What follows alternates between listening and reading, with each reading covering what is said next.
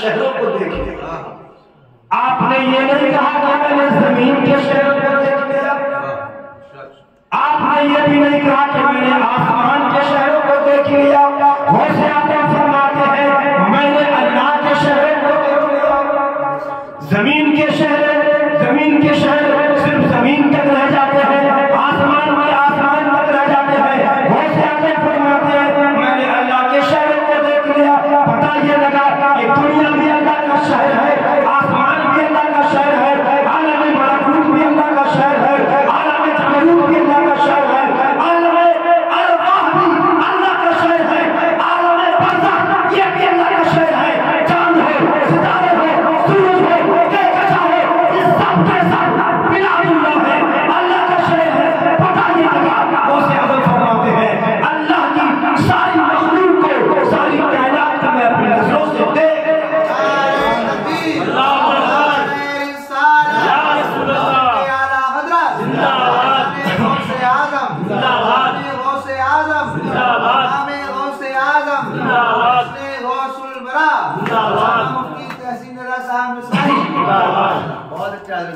غوث اعظم فرما رہے ہیں سارے شہروں کو اپنی نظر سے دیکھ رہا.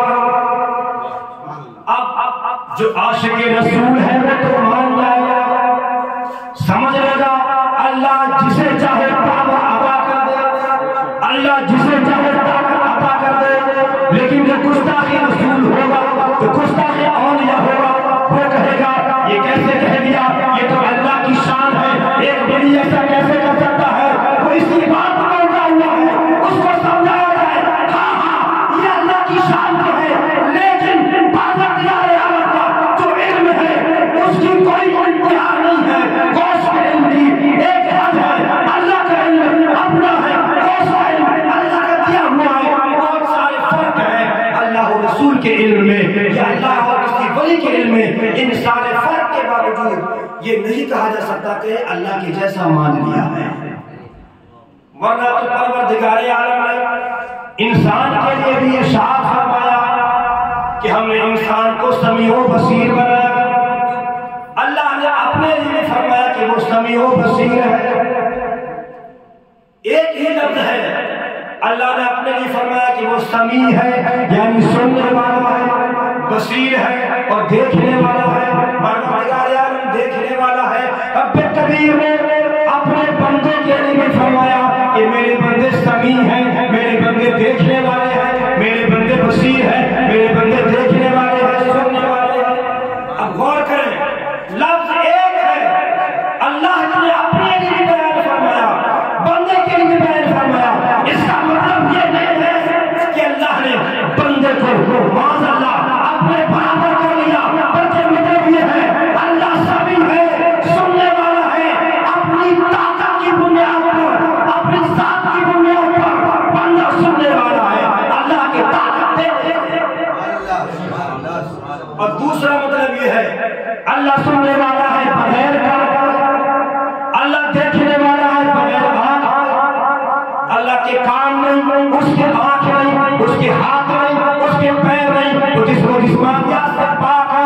اللہ دیکھتا ہے بغیر آنکھ کے, سنتا ہے بغیر کان کے, بولتا ہے بغیر زبان کے. یہ اللہ کی شان ہے. لیکن بندے کی شان تو یہ ہے بندہ بولتا ہے تو زبان سے, سنتا ہے تو کان سے, دیکھتا ہے تو آنکھ سے. بہت سارے فرق ہو جاتے ہیں ایک اللہ میں اور اس کے بندے میں. لہذا یہ نہیں کہہ سکتے کہ اگر اس نے طاقت و پاور کسی ولی میں مان لی ہے تو اللہ کے برابر کر دیا ہے. اللہ جسے چاہے طاقت عطا فرماتا ہے. غوث اعظم فرماتے ہیں میں سب کو دیکھ رہا. اب یہ دیکھنا اس کا مطلب کیا ہے؟ اللہ کے رسول فرماتے ہیں جب بندہ اللہ کا قریبی بن جاتا ہے تو پھر یہ کمال اللہ دیتا ہے. آنکھ بندے کی ہوتی ہے, دیکھنا خدا کا. اللہ کے رسول فرماتے ہیں جب بندہ اللہ کا قریبی ہو جاتا ہے تو یہ کمال یہ پاور مل جاتی ہے کہ آنکھ بندے کی ہے تو دیکھنا خدا کا. آنکھ بندے کی, دیکھنا خدا کا. یہ حدیث کا ایک جملہ ہے. علامہ عبدالحق محدث دہلوی اس کی وضاحت فرماتے ہیں اس کا مطلب کیا ہے کہ آنکھ بندگی دیکھنا. اس کا مطلب یہ ہے انسان جب دیکھتا ہے، جب اللہ کا فضل ہوتا ہے، اللہ کا کرم ہوتا ہے، کوئی پردہ ہو اس کے پیچھے کا بھی دیکھ لیا کرتا ہے، دیوار کے پیچھے کا بھی دیکھ لیا کرتا ہے، بلکہ اللہ تبارک و تعالیٰ اس کی نظر سے تمام حجابات کو دور کر دیا کرتا ہے، جہاں چاہے وہ دیکھ لے. جب یہ عالم ہے اللہ والوں کا، تو پھر ہمارے غوث جو تمام اولیاء کے سردار ہیں ان کے مقام کا عالم ہے. اب ہم تو غوث اعظم کی شان نہیں سمجھ سکتے تو رسول کریم کی شان کو کیا سمجھ پائیں گے؟ جو غوث اعظم کی عظمت ان کا مقام اور مرتبہ نہیں سمجھ پائے تو نبی کریم کے مقام کو کیا سمجھ پائیں گے؟ اسی لیے تو کہا تھا جب ان کے قدم پڑ دیتے ہیں شہادت محتاج کا جب یہ عالم ہے تو مختار نبی مختار کا عالم ہے. غوث اعظم اللہ کا، یہ سب جانتے ہیں کہ غوث اعظم مادرزاد ولی ہے. یعنی آپ ماں کے پیٹ سے جب پیدا ہوئے تھے تو ولی بن کے ہی پیدا ہوئے. اکثر اولیاء ہیں عبادت، ریاضت اور مجاہدے کی وجہ سے اللہ ان کو ولایت عطا فرماتا ہے. آپ ماں کے پیٹ سے ہی ولی پیدا ہوتے ہیں. غوث اعظم اللہ تعالیٰ عنہ کی شان. سیدنا سرکار حضور غوث اعظم اللہ تعالیٰ عنہ کہ بچپنے کا زمانہ ہے اور آپ اس وقت تعلیم حاصل کر رہے تھے. اس دور میں ایک بزرگ تھے جن کو حضرت محمد کاکیس رحمت اللہ تعالیٰ علیہ کے نام سے جانا جاتا تھا.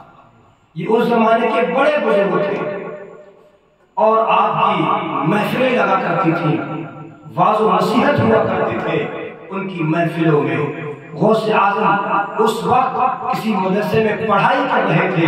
ایک مرتبہ علامہ کاکیس رحمت اللہ تعالیٰ علیہ اپنی محفل سجائے ہوئے ہیں، اپنی محفل میں واعظ و نصیحت کر رہے ہیں. غوث اعظم کے بھی بچپنے کا زمانہ ہے، ابھی پڑھائی کا زمانہ ہے. غوث اعظم اس محفل میں تشریف لے کے آتے ہیں.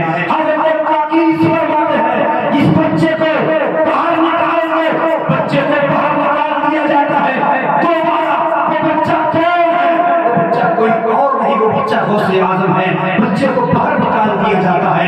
حضرت غوث اعظم دوبارہ پھر آ جاتے ہیں. حضرت کاکیس فرماتے ہیں یہ بچہ پھر آ گیا، اس کو باہر نکال دو. بچے کو باہر نکال دیا جاتا ہے. غوث اعظم کو باہر نکال دیا گیا. اب غوث اعظم تیسری مرتبہ پھر آ گیا. لوگ سوچ رہے تھے یہ کیسا بچہ ہے، بار بار بھگایا جاتا ہے، بار بار پھر آ جاتا ہے. وہ یہ سوچ رہے تھے جب غوث اعظم تیسری مرتبہ تشریف لائے، حضرت کاکیس نے کہا اس بچے کو میرے پاس رکھا. حضرت کاکیس رحمۃ اللہ تعالیٰ علیہ نے کہا اس بچے کو میرے پاس لے کر آؤ. اس بچے کو حضرت کاکیس کے پاس لے جایا گیا. حضرت کاکیس فرماتے ہیں جانتے ہیں یہ کون بچہ ہے؟ یہ وہ بچہ ہے جو کل کو میرے بعد اپنے وقت کا غوث بننے والا ہے، اپنے وقت کا قطب بننے والا ہے. پھر کہا گیا آپ نے اس بچے کو بار بار نکالا. آپ نے فرمایا اس کی وجہ یہ تھی تاکہ میں دو مرتبہ اس لیے نکالا تھا تاکہ تم اچھی طرح دیکھ لو، اچھی طرح غور سے دیکھ لو. یہ بچہ کوئی عام بچہ نہیں ہے، یہ وہ بچہ ہے جو کل اعلان کرے گا میرا کرم دنیا کی ہر قدمی ہاتھی علی رقبت کل ولی اللہ، علی کل رقبت ولی اللہ. یہ اعلان کرے گا کہ میرا یہ قدم ہر ولی کی گردن پر ہے. تو لہذا سب نے غوث اعظم کی بارگاہ میں اپنی گردنوں کو جھکایا اور حضرت کاکیس فرماتے ہیں کہ اور یہ بات بھی سن لو، منہ سب کے بولتے ہیں لیکن بول کے چپ ہو جائیں گے. مطلب یہ ہے شہرت سب کی ہوتی ہے،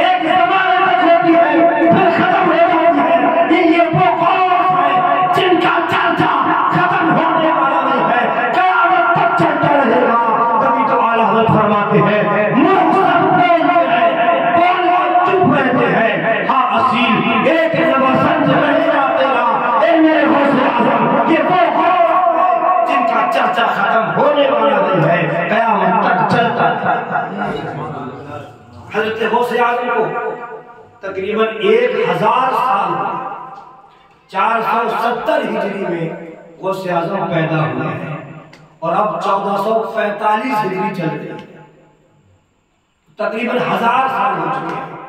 ان 1000 سالوں میں بڑے بڑے اولیاء کرام آئے، ان کا نام بھی چلا، کیونکہ ایک زمانے تک وہ نام چلا پھر ختم ہو گیا، بند ہو گیا، لیکن غوث اعظم کو 1000 سال ہو گئے۔ لگتا ہی نہیں ہے کہ غوث اعظم کو 1000 سال ہو گئے ہیں۔ جہاں دیکھو، جس مہینے میں دیکھو، غوث اعظم کے چرچے نظر آتے ہیں، غوث اعظم کی ذکر کی محفلیں نظر آتی ہیں۔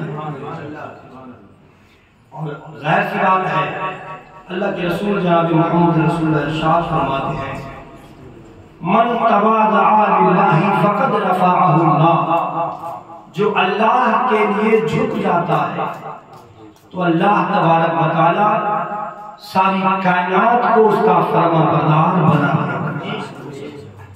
اللہ کلام مجید میں فرماتا ہے، جنہوں نے اپنی زندگی اللہ کی یاد میں گزار دی، اللہ کے ذکر میں گزار دی، اللہ کی قرآن کی تلاوت میں گزار دی، نبی کی عشق میں گزار دی، جنہوں نے اپنی زندگی ان حالات میں گزاری ہے، تو پروردگار عالم ایسے بندوں کی محبت ٹوٹ جا کے تمام لوگوں کو دلوں میں پیدا ہے۔ اور ظاہر سی بات ہے، ہم جو ذکر کر رہے ہیں اس کی وجہ یہی ہے کہ اللہ نے ان کی محبت ہمارے دل میں پیدا کی ہے، اس لیے ہم ذکر کرتے ہیں۔ ہم جب بھی اللہ کے نیک بندوں کا ذکر کرتے ہیں، چونکہ اللہ اپنے نیک بندوں کی محبت دلوں میں ڈال دیا کرتا ہے، اس لیے ہم ان کے نیک بندوں کا ذکر کرتے ہیں، تذکرہ کرتے ہیں۔ لہذا ہمیں بھی چاہیے کہ ہم نیک لوگوں کا تذکرہ کرتے رہیں، اپنے گھروں میں محفلیں سجاتے ہیں۔ حدیث پاک میں ہے، عند ذکر الصالحین تنزل الرحمہ، صالحین کے ذکر کے وقت، نیکوں کے ذکر کے وقت اللہ تبارک و تعالیٰ کی رحمت کا نزول ہوا کرتا ہے۔ جہاں نیکوں کا ذکر ہوتا، اچھے لوگوں کا ذکر ہوتا ہے، وہاں پر رحمت الہی کا نزول ہوتا ہے، اور جب رحمت الہی کا نزول ہوتا ہے تو یقیناً وہاں برکتیں بھی پیدا ہوتی ہیں، وہاں رحمتیں بھی پیدا ہوتی ہیں، اور جو آفات و بلیات ہوتے ہیں وہ سارے کے سارے دور ہو جایا کرتے ہیں، سب کے سب دور ہو جاتے ہیں۔ غوث اعظم رضی اللہ تعالیٰ عنہ یہ تو مادر ذات ولی ہیں، سب جانتے ہیں، لیکن اس کے باوجود بھی آپ نے اتنی عبادت کی کہ روایت میں ہے کہ تقریباً 20-25 سال آپ نے اللہ کی عبادت کی خاطر جنگلوں میں گزارے تھے۔ 20-25 سال جنگلوں میں گزارے تھے، کیونکہ جنگلوں میں صرف اور کوئی کام نہیں تھا، جو موقع پہ مل گیا کچھ کھا لیا، پی لیا، اور اپنی زندگی بسر کرنے کے لیے کھا پی لیا، اس کے بعد ہمیشہ عبادت الہی میں مصروف رہا، عبادت الہی میں مصروف رہتے تھے۔ اور جب اس قدر عبادت غوث اعظم نے اللہ تبارک و تعالیٰ کی ہے، تو اللہ نے بھی اپنے غوث کے چرچے دنیا والوں کی زبانوں پر سجا دیا۔ دنیا والوں کی زبانوں پر غوث اعظم کے چرچے نظر آتے ہیں۔ آخر میں تھوڑی بات بھی سن لیں، اللہ کی جو نیک بندے آتے ہیں اور انشاءاللہ قیامت تک آتے رہیں گے، ہم صرف آنے کو نہ دیکھیں بلکہ آنے کے مقصد کو دیکھیں۔ اللہ کے نبی دنیا میں آئے، ہم بڑی خوشیاں مناتے ہیں، لیکن یہ بھی دیکھیں کہ نبی آئے کیوں ہیں۔ 1,24,000 یا 2,24,000 انبیاء دنیا میں آئے تو اللہ نے کیوں بھیجا، اس پر بھی تو غور کیا کریں۔ اب نبی تو نہیں آئیں گے، لیکن اس دین کی رہبری کے لیے اولیاء آتے رہیں گے، علماء پیدا ہوتے رہیں گے۔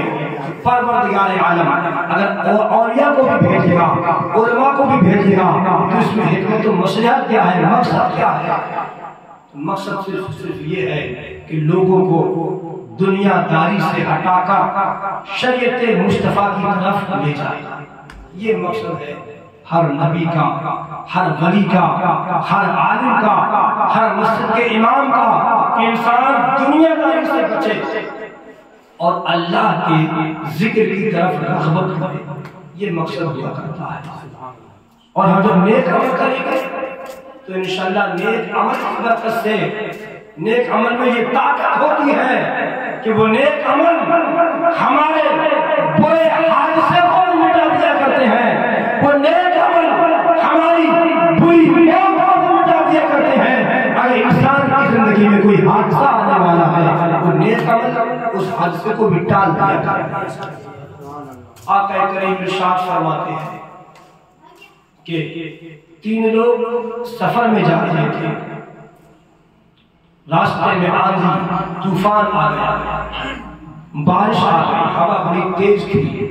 وہ 3 لوگ طوفان سے بچنے کے لیے، بارش سے بچنے کے لیے پہاڑ میں غار بنے ہوتے ہیں، اس کو سرنگ کہا جاتا ہے. وہ سرنگ میں چلے گئے، غار میں چلے گئے تاکہ طوفان اور آندھی سے بچ لیا جائے. جب وہ غار میں گئے تو ہوا اتنی تیز تھی کہ اس ہوا کے ذریعے ایک بہت بھاری پتھر لڑک کے آیا اور غار کے منہ پہ آ کے بند رکھ گیا. غار کا دروازہ بند ہو گیا. اب وہ پتھر اتنا بھاری تھا، 3 آدمی مل کے بھی ہٹا نہیں سکتے تھے. اتنا بھاری پتھر سوچ رہے تھے کہ اب کیا کیا جائے. نکلنے کا راستہ بند ہو گیا. اب نکلا کہاں سے جائے؟ جب پریشان ہو گئے، پتھر نہ ہٹا، تینوں نے مشورہ کیا کوئی نیک عمل جو سب سے بہتر ہو، اللہ کے لیے کیا ہو، اس نیک عمل کا وسیلہ بنا کے اللہ کی بارگاہ میں دعا کرے کہ اس پتھر کو ہٹا دے. تب تینوں نے سوچا کون سا وہ نیک عمل تھا جو ہم نے کیا تھا اور صرف خلوص والا تھا. یہ بھی یاد رکھیں، نیک عمل وہی قابل قبول ہے جو صرف اللہ کے لیے ہوتے ہیں. دکھانے والا کوئی عمل قابل قبول ہوتا ہی نہیں ہے. اب تینوں نے غور کیا کہ کون سے عمل ہم نے، کون سا عمل وہ ہے جو سب سے بہتر تھا. ایک آدمی نے اللہ کی بارگاہ میں ہاتھ اٹھائے، عرض کیا اے مولا، اے پروردگار عالم، میں باہر کام کرنے کے لیے جاتا تھا، کام کر کے شام کو واپس آتا تھا اور میرا روزانہ کا یہ معمول تھا کہ میں اپنے جانور کا دودھ نکالتا تھا. پہلے میں دودھ اپنے ماں باپ کو پلاتا تھا، اس کے بعد اپنے بچوں کو پلاتا تھا. روزانہ کا میرا یہی معمول تھا. لیکن ایک مرتبہ ایسا ہوا میں شام کو لیٹ آیا کہ میرے ماں باپ سو گئے تھے. وہ انسان اللہ کی بارگاہ میں عرض کرتا ہے ایک مرتبہ ایسا ہوا میں شام کو لیٹ آیا کہ میرے ماں باپ سو گئے تھے. میں جانور کا دودھ نکالا، دودھ پیالے میں لیا، ماں باپ کے سرہانے کھڑا ہوا. اب میں نے جگانا بھی مناسب نہ سمجھا کہ جگاؤں گا تو ماں باپ کی بے ادبی ہو جائے. میں نے یہ سوچا کہ جب ماں باپ بیدار ہوں گے ان کے سامنے یہ پیالہ پیش کر دوں گا، اس کے بعد اپنے بچوں کو دینا. وہ انسان اللہ کی بارگاہ میں عرض کرتا ہے اے مولا، میں پیالہ لے کر اپنے ماں باپ کے سرہانے کھڑا تھا. میرے بچے بھوک کے مارے میری قدموں میں پڑے تھے، رو رہے تھے، لیکن مجھے قرار نہ ہوا کہ میں پہلے اپنے بچوں کو دودھ پلاؤں. میں یہ سوچتا رہا پہلے ماں باپ کو دودھ پلاؤں اپنے بچوں کو دودھ پلاؤں. عرض کرتا ہے اے مولا، میں نے یہ عمل صرف تیری رضا کے لیے کیا تھا. میں نے یہ ماں باپ کی جو خدمت کی تھی صرف تیری رضا کے لیے کیا تھا. میں نے ماں باپ سے پہلے بچوں کو کھلانا کھلانا نہیں کیا تو صرف تیری رضا کے لیے. اگر تو نے یہ عمل پسند کر لیا ہو تو اس پتھر کو ہمارے راستے سے ہٹا دے. دعا ختم ہوئی، تھوڑا سا پتھر سرک گیا، پھر دوسرا ہاتھ اٹھاتا ہے، عرض کرتا ہے مولا میں ایک لڑکی سے محبت کرتا تھا. ایک روز میں نے اس پہ قابو پا لیا. میں چاہتا تو گناہ کر لیتا، لیکن میرے دل میں اچانک تیرا خوف پیدا ہوا. میں نے تیرے خوف کی وجہ سے اس گناہ کو چھوڑ دیا. میں نے وہ گناہ نہیں کیا.